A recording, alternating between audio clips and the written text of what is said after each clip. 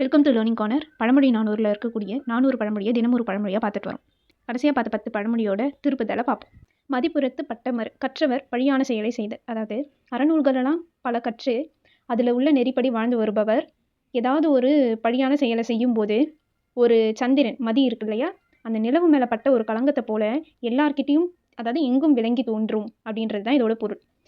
அவங்க செய்யக்கூடிய அந்த பழிச்செயல் அவங்களுக்கு மிகப்பெரிய அவமானத்தை தரும் அப்படின்றது கருத்து. இதுதான் மதிப்புறத்து பட்டமறு, அதாவது கற்றவர் பழியான செயலை செய்தலுக்கு ஒப்புமையாக சொல்கிறாங்க.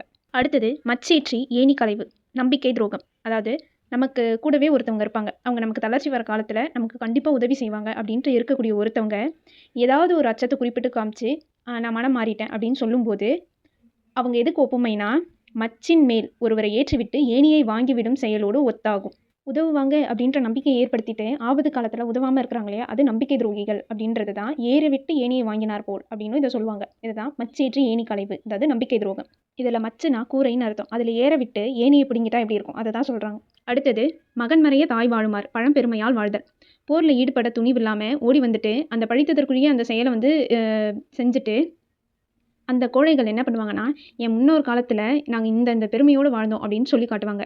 இது எதுக்கு ஒப்புமையாக சொல்கிறாங்கன்னா, கணவன் மீது பற்றில்லாது அவனால் வெறுக்கப்பட்ட ஒருவள் தன் மகனின் மறைவிலே கணவனிடம் சொத்து பெற்று உண்டு வாழ்வது இதுக்கு ஒப்புமையாக சொல்லப்படுது. அதாவது தன்னோட பழம்பெருமையை பேசி வாழ்வதும், பேராண்மை இல்லாமல், அந்த போர் குணம் இல்லாமல் பழம்பெருமையை பற்றி பேசி வாழ்கிறதும், மகன் பேரில் கணவன்கிட்ட பொருள் பெற்று வாழ்வதும் ஒப்புமையாக சொல்லப்படுறது. இதுதான் மகன்மறைய தாய் வாழுமாறு, பழம்பெருமையால் வாழ்தல்.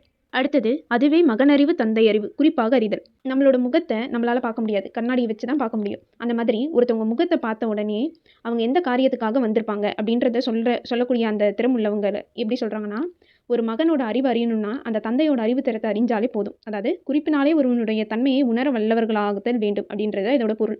இந்த பழமொழி நாலடியார்லேயும் இருக்குது. அதாவது சென்னெல்லால் ஆய அப்படின்னு தொடங்கக்கூடிய ஒரு பாடலில் இருக்குது. ஸோ மகனறிவு தந்தை அறிவு அப்படின்றது குறிப்பாக அறிதலை குறிக்குது. அடுத்தது போமாறு அறியா புலன் மயங்கி ஊர்ப்புக்கு சாமா கண் காணாதவாறு. இதுக்கான பொருள் தவறான வழியில் நடத்தல். பெரியாருடன் பணிவாக நடப்பதை விட்டுட்டு மாறுகொண்டு திமிராக நடக்கக்கூடிய அந்த சிறுமை உள்ளவங்க அடிவதை நோக்கி போவாங்க அப்படின்றத தான் போகக்கூட வழி அறியாதைய மாக்கள் தன்னோட புலம் இல்லாமல், அதாவது கண்ணு தெரியாமல் இருக்கக்கூடியவங்க திருடும்போது அந்த முயற்சியில் அவங்களுக்கு அழிவு தான் வரும். அதுக்கு சமமாக சொல்கிறாங்க, அதாவது தவறான வழியில் நடத்தல். அடுத்தது போகாரே நீர் குறித்தாகா புகழ். இதுக்கான பொருள் தமக்கு தாமே துன்பம் தேடார்.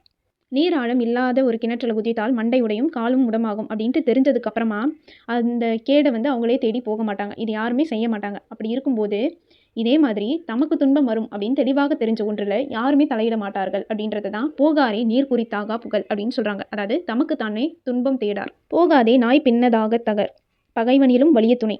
அதாவது தன்னை வருத்தக்கூடிய ஒருவன் தன்மேல் எதிர்த்து வந்தால் தனக்கு பின்னாலே பக்கபலமாக நின்று அவனை வருத்தும் வலிமை உள்ள ஒருத்தவனை நம்ம துணையாக கொள்ளுதல் வேண்டும். இதை எதுக்கு ஒப்புமையாக சொல்கிறாங்கன்னா, ஒரு ஆட்டை கட்டி இழுத்துட்டு போகும்போது பின்னாடியே நமக்கு துணையாக ஒரு நாயை கூட்டிகிட்டு வந்தோன்னா அந்த நாய்க்கு பயந்து இந்த ஆட்டுக்கடை நம்மளை நோக்கி வராது. அதாவது பகைக்கு பின் ஒரு பகை இருந்தால் அவங்க நம்மளை நோக்கி வரமாட்டாங்க அப்படின்றது தான் பொருள். இதை தான் போகாதே நாய் பின்னதாக தகர், அதாவது பகைவனிலும் வலிய துணை.